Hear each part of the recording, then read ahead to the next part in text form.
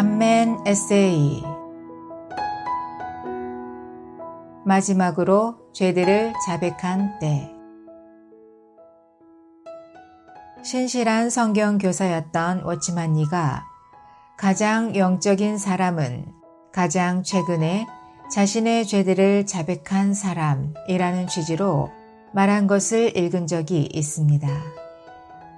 그렇다고 해서 주중에는 세상에 묻혀 살다가 주일 아침에 예배당에 가면 양심이 찔려 주님 죄송합니다 식의 회개와 자백을 번복하는 것은 좀 문제가 있습니다.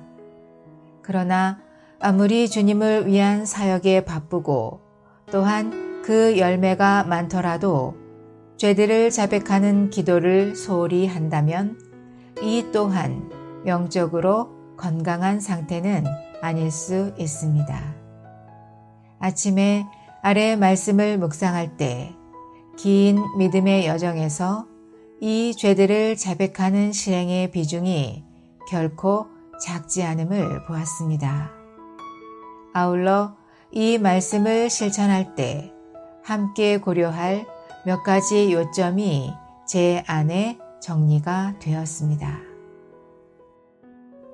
우리가 우리의 죄들을 자백하면 하나님은 우리 죄들을 용서하시고 모든 불의에서 우리를 깨끗하게 하실 것입니다. 만일 우리가 죄를 짓지 않았다고 말한다면 하나님을 거짓말하시는 분으로 만드는 것이고 요한일서 1장 9절에서 10절 상반절. 첫째, 죄가 아니라 죄들을 자백하는 것입니다. 사도 바울은 로마서에서 한 사람을 통하여 죄가 세상에 들어왔다 라고 말합니다. 이것은 아담이 타락할 때 죄가 세상, 즉 타락한 인류 안에 들어온 것을 가리킵니다. 그런데 바울은 이 죄가 내 안에, 더 구체적으로 내 육체 안에 거한다고 말합니다. 여기서 말하는 육체는 타락하고 부패한 사람의 몸을 가리킵니다. 그런데 이 죄는 이처럼 우리 안에 들어오고 왕노릇하며 사람을 지배하고 살아있고 사람들을 속이고 죽이며 사람들 안에 거하며 사람이 원하지 않는 것을 하게 할 만큼 인격화되어 있습니다. 물론 하나님은 이 죄를 정죄하셨고 우리가 이 죄에 대해 죽은 사람이 되게 하심으로 우리를 이 죄로부터 해방하셨습니다. 그러나 이단인 영지주의자들의 주장처럼 이 죄의 뿌리 자체가 뽑혀 나간 것은 아닙니다.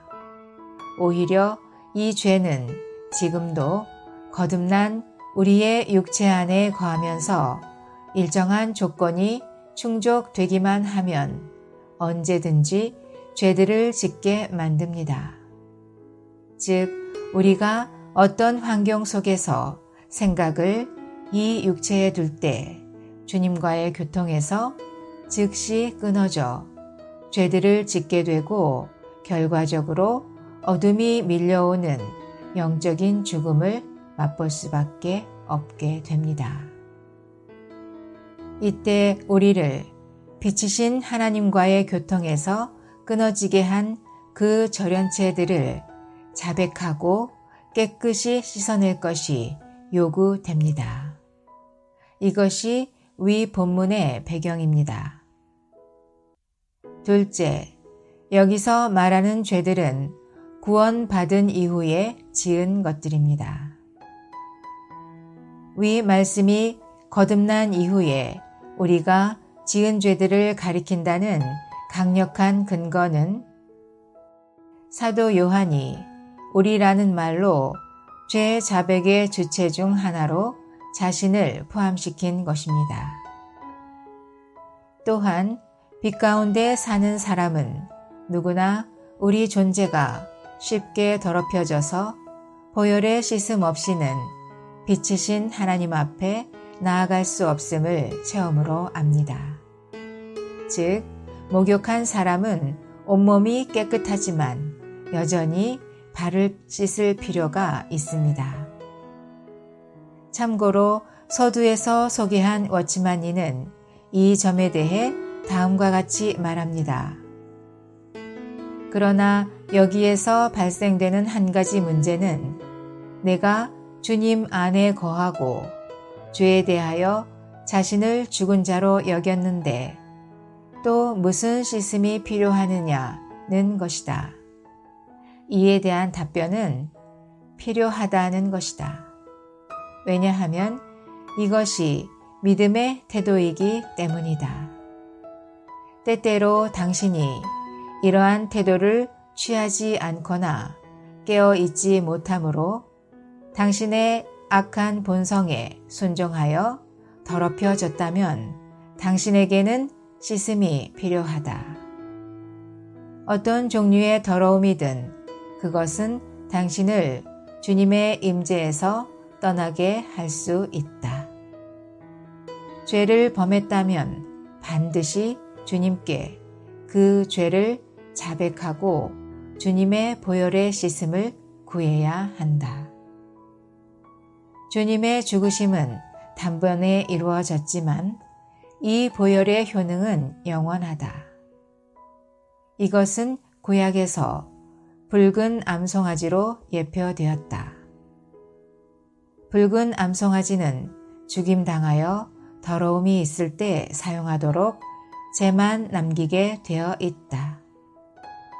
세상 죄인은 속죄를 위한 희생이 필요할 뿐 아니라 또한 마땅히 이 희생의 죄를 사용해야 한다. 셋째, 죄들을 지은 후 자백하지 않으면 어떻게 되는가? 일단 거듭났으면 그 이후에 지은 죄들로 인해 구원이 취소되지는 않습니다. 그러나 우리의 실패와 허물들이 절연체가 되어 빛 안에 계신 하나님과의 교통이 끊어지게 할 수 있습니다. 그 결과 우리는 즉시로 영적인 어둠에 빠지게 됩니다. 이것은 마치 부모와 자식 사이에 갈등이 있을 때 대화가 끊어지고 냉기류가 흐르는 것과 같습니다. 이러한 영적인 사망이 오면 평강이 없어지고 눌리고 영적인 일에 약하게 되고 속박과 공허함을 느끼게 됩니다. 마치 바람 빠진 타이어로 굴러가는 것처럼 믿음 생활이 힘들어집니다. 이처럼 은혜에서 떨어져 나간 상태로는 신앙 생활이 버겁고 안과 밖이 다른 위선된 행동을 할 수밖에 없습니다. 이런 상태가 계속되면 이 땅에 사는 동안 영적인 생명이 성숙할 기회를 놓치게 되고 결과적으로 어리석은 다섯 처녀처럼 혼인잔치 참여를 거부당할 수 있습니다. 체험에 의하면 우리가 주님 앞에서 자백해야 할 내용들은 생명의 성장의 정도에 따라 점점 깊어집니다. 즉, 처음에는 누가 봐도 죄 짓는 것이나 세상을 사랑한 것 등이 양심의 거리낌이 됩니다.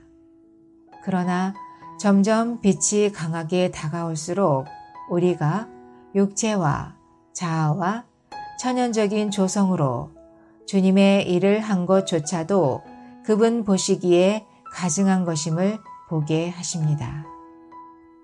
결국 그리스도 자신을 살지 못한 모든 시간들이 그릇되었음을 자백할 수밖에 없습니다.